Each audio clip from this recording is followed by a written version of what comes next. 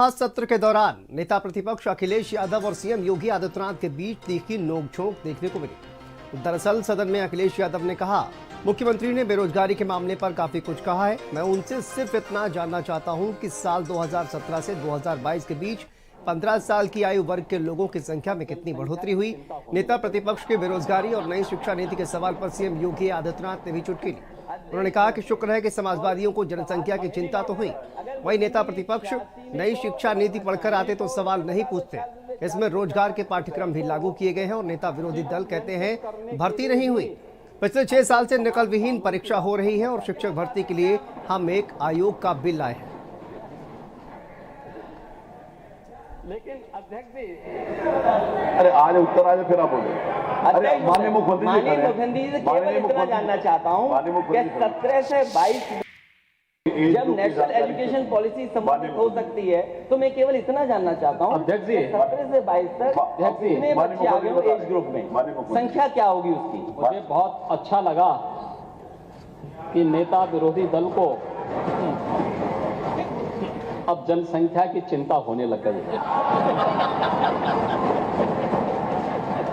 अध्यक्ष महोदय, और सवाल ये है कि अगर मुख्यमंत्री जी 86 में को बताना चाहें तो फिर बता दो 86 में 56 को 2017 से लेकर के 2022 तक 15 साल के ग्रुप में बच्चों की कितनी संख्या बढ़ गई है।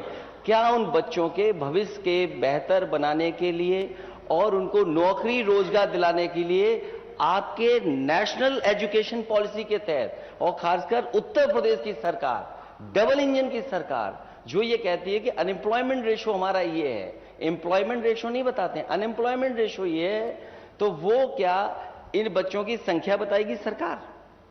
मैं अध्यक्ष महोदय माननीय मुख्यमंत्री से जानना चाहता हूं कि 2017 से 2022 के बीच में जो एज ग्रुप 15 साल का है वो संख्या कितनी होगी, कितने बच्चे आ गए होंगे उसमें। मुझे बहुत अच्छा लगा कि नेता विरोधी दल को अब जनसंख्या की चिंता होने लग गई है। इतना पेशेंस रखना चाहिए कि जब मैं खड़ा हुआ, मैं आपकी बात को सुन रहा था, जब मैं खड़ा, मैं तो वही बोलने के लिए आया हूं कि आपको जनसंख्या की चिंता हो रही है। मुझे इसमें अच्छा लगा कि इसको कैसे कंट्रोल किया जाए। मैं यद्यपि पहले भी सोच रहा था कि चलिए समाजवादियों में कुछ तो प्रोग्रेस हुई है, और प्रोग्रेस देखिए अच्छा है, प्रगति के बारे में सोचना चाहिए। सदन में जोरदार बहस देखने को मिली। हमारे संवाददाता संजय चौहान हमारे साथ जुड़े हुए हैं। संजय, क्या जानकारी सामने आ रही है मानसून सत्र का दूसरा दिन और किन किन मुद्दों पर आज सदन में बहस देखने को मिली?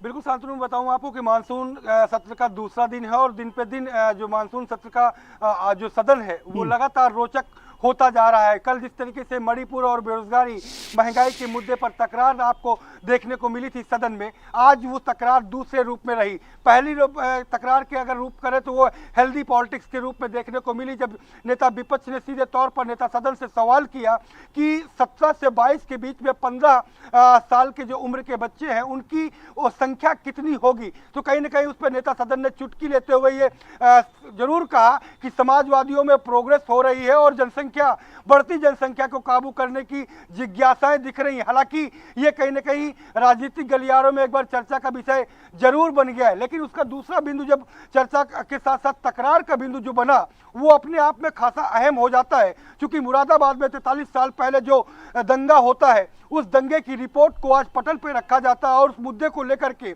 पक्ष और विपक्ष लगातार तकरार के रूप में देखने को मिल रहा है। लगातार विपक्ष सीधे तौर पर आरोप लगाता रहा है कि बीजेपी इस जो रिपोर्ट है मुरादाबाद की जो 43 साल पहले दंगा हुआ था उस रिपोर्ट के मामले को लेकर के वो पॉलिटिकल माइलेज जो है, देखिए कहीं ना कहीं दंगे की जो रिपोर्ट जो है वो रखी गई है सदन में, उसको लेकर भी एक दूसरे पर आरोप प्रत्यारोप लगाते हुए नजर आए। बहुत बहुत शुक्रिया संजय आपका इस तमाम जानकारी के लिए।